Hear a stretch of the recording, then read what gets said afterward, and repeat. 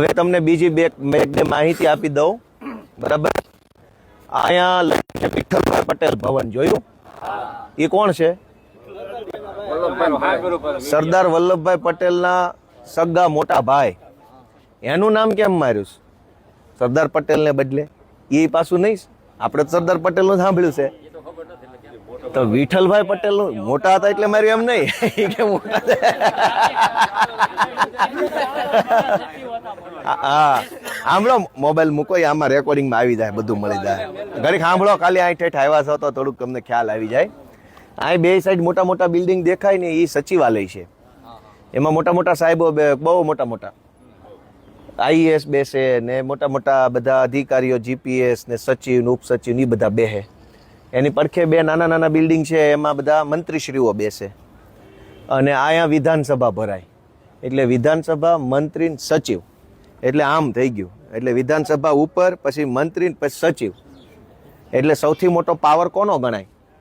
વિધાનસભાનો, પછી મંત્રીનો એટલે કે સરકારનો, અને પછી અધિકારી. અત્યારે શું છે? સરકાર દબાઈ ગઈ છે ને અધિકારી ઉપર ચડી ગયા છે.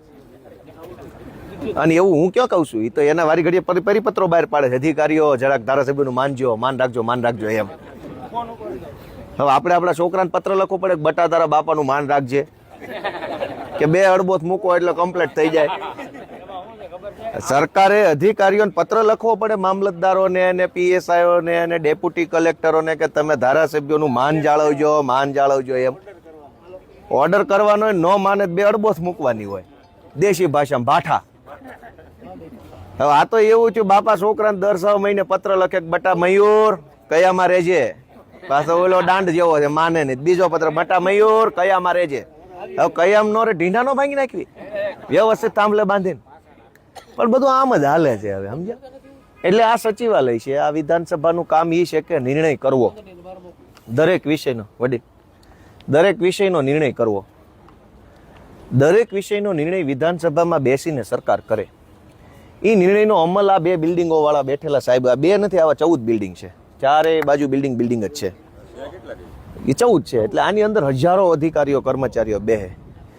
એક જાણવા જેવી વસ્તુ એ છે, સાંભળો, આખી ગુજરાત સરકારની આખા વર્ષની આવક અંદાજિત 4 લાખ કરોડ રૂપિયા છે. એમાંથી 1 લાખ કરોડ રૂપિયાનો તો સરકારી પગાર જ જાય છે. 1 લાખ કરોડ રૂપિયા એટલે આપણે એને આંકડો કરોડમાં ન બોલવો હોય તો 1000, માનો કે તમે 400 રૂપિયા કમાણા, 100 રૂપિયાનો પગાર વયો જાય છે. હા, 45% રૂપિયા ગુજરાતની સરકારના સરકારી કર્મચારીઓના પગાર પેન્શનમાં વયા જાય છે. તમે વિચારો કે 1 લાખ કરોડ રૂપિયાનો સરકારી પગાર લીધા પછી સરકારી માણસો જે કામ કરે છે એમાં મજા આવે છે? કેમ? સરકાર તો કે છે બહુ સારું કામ થાય, તમે કઈ વાત કરો? કરોડો રૂપિયાનો સરકારી પગાર સરકાર દે છે, પગાર લેનારા લે છે, અને પબ્લિક રામ ભરોસે છે, જીવવું હોય જીવે ને બાકીનું જેનું જે થાય હોય થાય. આ વિધાનસભામાં સરકાર જે કાંઈ નિર્ણય લે એને મંજૂર કરવામાં, કાયદા બનાવે, નિયમ બનાવે, નીતિ બનાવે, કાંઈ પોલિસી બનાવે. વિધાનસભામાં જેનો નિર્ણય લેવાય એનો અમલ આ બે મોટા બિલ્ડિંગમાં બેઠેલા સાહેબોએ રાજ્ય કક્ષાએ કરવાનો. સચિવો હોય રાજ્ય કક્ષાના છે, પછી એના કક્ષાએ પ્રાદેશિક કક્ષા આવે, 4 જિલ્લા ઉપર આવે, કોઈ 5 જિલ્લા ઉપર સાહેબ આવે, વિભાગ વાઇઝ અલગ અલગ હોય. વન વિભાગ હોય તો કંઈક 3 જિલ્લા પર એક આવતો હોય, પાણી પુરવઠા હોય 2 ઉપર એક આવતો હોય, અન્ન બધું સસ્તા અનાજનો વિષય હોય તો 4 જિલ્લા, એ વિભાગ વાઇઝ અલગ અલગ 5 જિલ્લા ઉપર, 6 જિલ્લા ઉપર, 10 જિલ્લા પર સાહેબો આવતા હોય. એટલે રાજ્ય કક્ષાનો અમલ, પ્રાદેશિક કક્ષાનો એટલે 4-5 જિલ્લા ઉપરનો અમલ, પછી જિલ્લામાં અમલ, પછી તાલુકામાં અમલ, પછી ગામમાં અમલ. એવી રીતે સરકારે બધું ગોઠવું છે, અને એવી રીતે પગાર આપે છે, એવી રીતે પગાર લે છે, પણ અમલ તો ભગવાન જાણે. એટલે મોટા ભાગે જનતા આ બધું જાણે, જનતા જાગૃત બને તો જ જનતાને ખબર પડે કે ભાઈ જે સમસ્યા જનતાની છે એનું નિરાકરણ કેવી રીતે આવશે. જનતાની તમામ સમસ્યાનું નિરાકરણ કોઈ નેતા ન લાવી શકે, જનતા જાગૃત થાય તો જ આવે. તમારે પ્રશ્નમાં તમને ખબર જ ન હોય, ધારો કે તમને શું તકલીફ છે એ ખબર જ ન હોય, ડૉક્ટર દવા શું આપે? હવે અહીંયા શું થયું છે, લોકશાહીમાં ડૉક્ટરો બદલ થયા છે. ઘડીક આ પાર્ટીના ડૉક્ટર, ઓલી પાર્ટીના ડૉક્ટરો બદલ છે, પણ કોઈ ડૉક્ટર એમ કહેતો નથી કે ભાઈ જનતાની તકલીફ છે એનો રસ્તો શું. એટલે મારો એક સામાન્ય પ્રયત્ન એવો છે કે જનતાને જ બધું બતાવી દેવું, જોઈ જાઓ લ્યો. અને તમે જોઈ જાઓ તમને ખબર પડી જાય કે આ સરકાર કેવી રીતે હાલે છે, તો તમે જાગૃત થઈને મતદાન કરો. ને તમે જાગૃત થઈને મતદાન કરશો તો ફરજિયાત એના પડઘા પડશે. કેમ કે આ વસ્તુ તો સરકારે કરવાની હોય, લોકો બધું જાણે જાગે એના માટેની, પણ એ નથી કરતા. એટલે હવે હું આ બધું કામ મારી ક્ષમતા પ્રમાણે કરું છું. તમે બધા આવ્યા એ બદલ તમારા બધાનો ખૂબ ખૂબ આભાર. કાંઈક અગવડ સગવડ પડી હોય તો માફ કરજો. અને ગુજરાતની જનતાના આશીર્વાદથી ધારાસભ્યોને 2-4 કરોડના બંગલા મકાન મળ્યા છે. એ હમણાં તમને બપોર પછી બતાવવાના છે. નરી આંખે જોઈજો, વિડીયો બીડીયો ઉતારો, ફોટા પાડો, ગમે બધું તમારું છે, સમજ્યા? તમારું છે. આમાં પબ્લિક અમારું શું હોય? આ તો કોઈ ધારાસભ્ય એવું કરે નહીં, કેમ કે પબ્લિક વેન કરે, બધું ભાળી જાય. હવે તમારા બધાના મતથી મને 3-4 કરોડનો ફ્લેટ મળ્યો છે, સમજો. હવે તમે ભાળી જાવ તો વેન કરો, અમારે જોતો છે. તો ધારાસભ્ય ક્યાં જાય? એટલે લગભગ કોઈ ધારાસભ્ય આવું કાંઈ પબ્લિકને બતાવે નહીં, કેમ કે વેન કરે તો શું કરવું પછી બીજી વાર પાછું વેન કરી પૂરું ન થાય મત ન દે. એટલે હું એવા મતનો માણસ છું કે આ બધું પબ્લિકનું છે. આ મકાનો, આ ભવ્યતા, આ ઝાડવા, આ સુંદરતા, આ પાવર, આ બધું જ પબ્લિકનું છે. નેતાનું બાપનું થોડું છે, બધું જ પબ્લિકનું છે. પણ આજ શું થયું છે, પબ્લિકને લાચાર બનાવી દેવામાં આવી છે. તમે બધા સામાન્ય માણસ છો, નેતા મહાન માણસ છે. હકીકતમાં લોકશાહી છે, પબ્લિક મહાન છે, નેતા મામૂલી છે. એનું નામ લોકશાહી. એને બદલે ઊંધું થઈ ગયું છે. નેતા મહાન છે, પબ્લિક તો કે એ બધું ભાજી મૂળા બરાબર છે. એટલે આપણે એવો પ્રયત્ન કરીએ કે લોકો જાગૃત થાય વગેરે વગેરે. અનેક પ્રશ્નો આપણા વિસ્તારના મૂક્યા છે, પણ સમસ્યા એક છે કે લોકશાહીનું સર્જન જ્યારે દુનિયામાં થયું, તડકો નથી લાગતો ને કોઈને? 2-5 મિનિટ ખાલી. લોકશાહીનું સર્જન જ્યારે દુનિયામાં થયું ત્યારે એનો એક સિદ્ધાંત હતો, સર્વ સ્વીકૃત સિદ્ધાંત, કે લોકશાહી એટલે એક બાજુ 49 જણા ને એક બાજુ 51. એટલે ઓલા પાસે માત્ર એક સંખ્યા વધુ હોય ને એટલે એ બહુમત થઈ જાય, અને આને એક જ ઘટતો હોય તો બેલેન્સ કહેવાય. એક પ્રકારે બેલેન્સ. કેમ કે એક આમ થઈ જાય ને તો પછી બહુમતી વાળાને હવા નીકળી જાય. એટલે બહુમતી પણ રહે અને એની ઉપર પ્રેશર પણ રહે. હવે આ શું થઈ ગયું છે, 85-15 થઈ ગયું છે. હવે 85 અહીંયા છે ને 15 અહીંયા છે. આમાં લોકશાહી ક્યાં આવી? હવે 85 જણાની બહુમતી જેની પાસે હોય એ 15 વાળાનું કાંઈ ગાંઠે જ નહીં. કેમ કે 15નો આંકડો બહુ નાનો પડે ને 85 બહુ મોટું પડે. 49-51 હોય ને તો ગમે એ માણસ 24 કલાક સીધો હાલે. ગાળો વધી જાય એટલે કોઈ સીધો ન હાલે. સરકારમાં અત્યારે એ તકલીફ છે કે ભાજપની બહુમતી એટલી હદે છે ને કે પબ્લિકને તો નુકસાન છે જ છે, ભાજપવાળાને એટલું નુકસાન, એના નેતાને એટલું દબાવે છે ને એની વાત જવા દો, પણ બોલી નથી શકતા. ભાજપના નેતાઓ નથી બોલી શકતા, કેમ કે બહુમતી છે, એને કોઈની જરૂર નથી. ધારાસભ્યો અનેક એની અંદર એમની પાર્ટીમાં કેટલાક સારા, હોશિયાર, બુદ્ધિશાળી, આવડતવાળા માણસો છે, પણ એનું કાંઈ ઉપજતું નથી. અને હાવ લોલમ લોલ હોય એને આગળ કર્યા છે પાર્ટીમાં કયો કે જે કહેજો.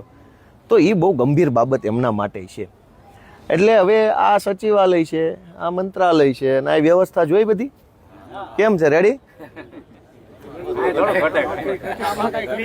પબ્લિકના પૈસે નેતાઓ માટે આ સુવિધા છે. હે તમે કેમ એમ કહો છો એને બોલતા નથી આવડતું? તો ટિકિટ શું કામ આપીશ? બહુ બોલતા આવડતું એટલે? પણ એને ટિકિટ આપી જ હાટું છે. તમે કાં ઊંધી વાત કરો છો?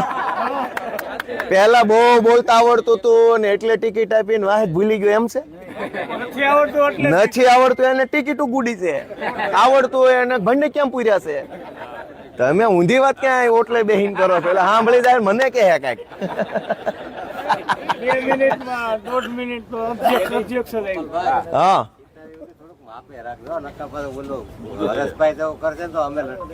કાંઈ તમને તમારે કોઈ ટેન્શન નથી લેવાની. 1000 હાથ વાળો જેલના તાળા તોડી નાખશે, મૂંઝાવાનું થોડું હોય. ભાજપ વાળા મારી ઉપર રહેમ કરે ને હું એની રહેમ ઉપર બહાર રાખતા હોય ને તો એ રહેમ ન જોઈએ, તો આજીવન જેલમાં પૂજ્ય. નહીં, જો તમારે બધાય મજબૂત રહેવાનું છે. હું જેલમાં હોઉં કે વિધાનસભામાં હોઉં કે જ્યાં હોઉં ત્યાં મારું એ કાંઈ કરીએ કેમ છે નહીં, કેમ કે મારું પાવલીનું ખોટું કામ નથી. આપણી તાકાત આપણી સચ્ચાઈ છે. ભલે ખોટું કરે, નિર્ણય જનતાના હાથમાં છે. નિર્ણય જનતાના હાથમાં છે.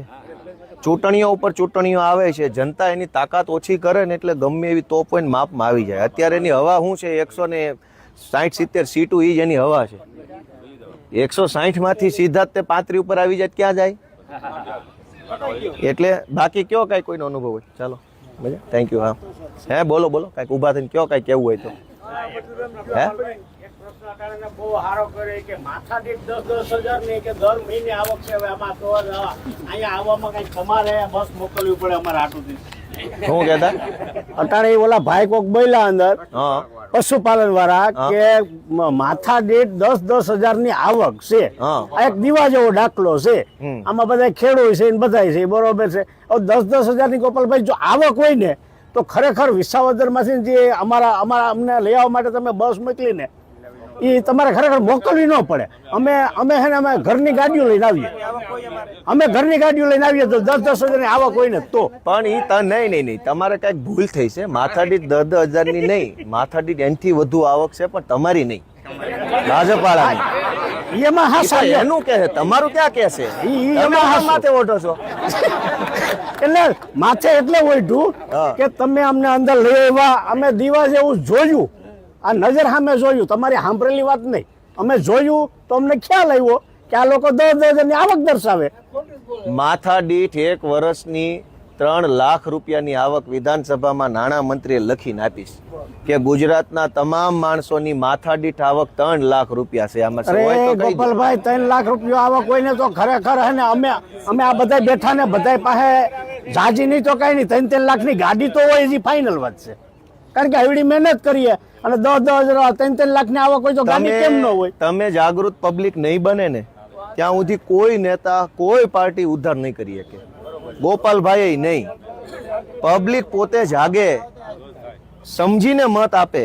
હવે ઘણી વાર શું થાય, મને કાલે જ ઓલા કોક કહેતા હતી કે નેતા ઈ કે ચૂંટણી થઈ જાય ને પછી કોઈ દેખાતા નથી. એ બધા એવું જ માનો છો ને?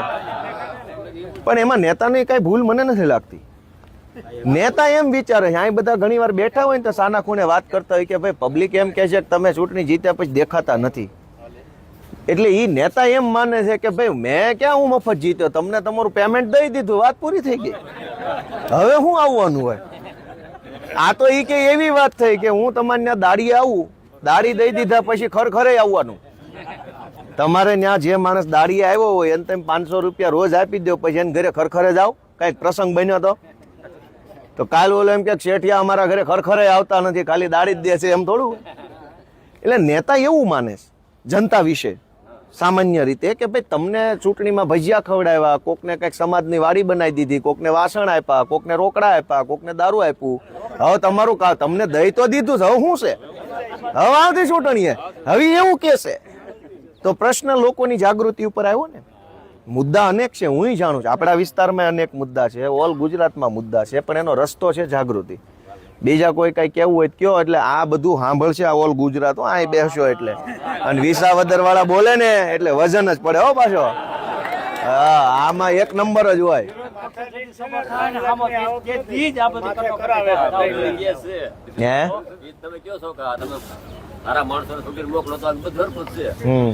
કોઈને કઈ બોલવું હોય કયો, કઈ જે જોયું હોય કઈ કયો તો ખરા. ગેસમાં આપણે રજૂઆત કરશું, પણ એ કેન્દ્ર સરકારનો વિષય છે, એટલે આમાં આપણે બહુ કહી નહીં શકીએ. અહીં રાજ્યમાં ન કહી શકીએ, પણ સ્ટેટમેન્ટ આપી શકીએ આપણે.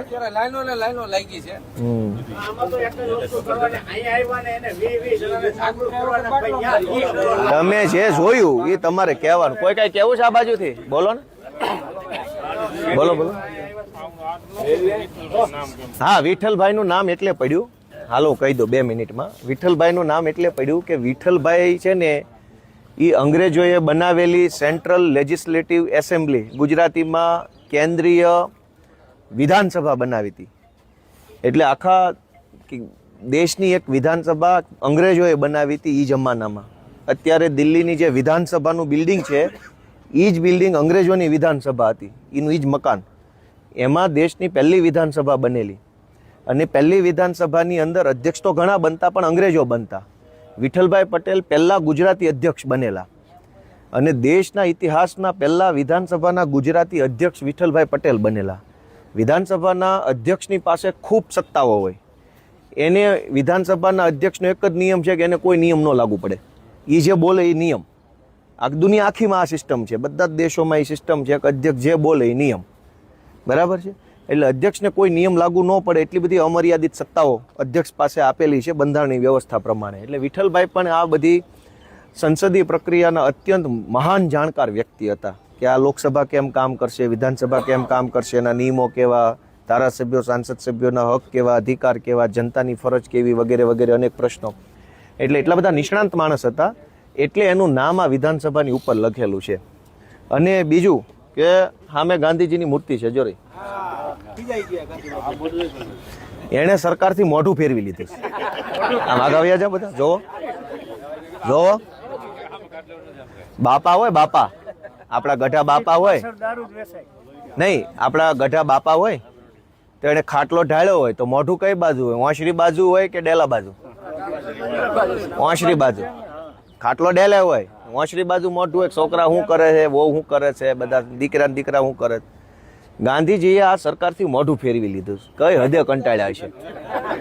જોવો પણ જોવો મોઢું કઈ બાજુ ઊંધું ફરી ગયા છે ને. એ માને છે કે આમાં કાંઈ આમાં કાંઈ કાઢી. એટલે તમે બધા જાગૃત બનીને અમારી સરકાર લાવો તો ગાંધીજીને મોઢું હવળું કરવું છે પહેલા. જેણે દેશ આઝાદ કરાવ્યો એ આ સરકારથી કેટલું કંટાળ્યા જોવો તો ખરા.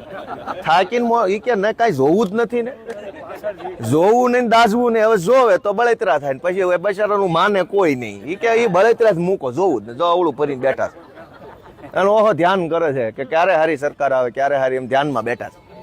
હવે તમારી જવાબદારી છે ગાંધીજીને અવળા મોઢે રાખવા, ખવળા મોઢે કરવા. દેખાય છે ને બધાને સરકારની હામું જોવા તૈયાર નથી. બરાબર.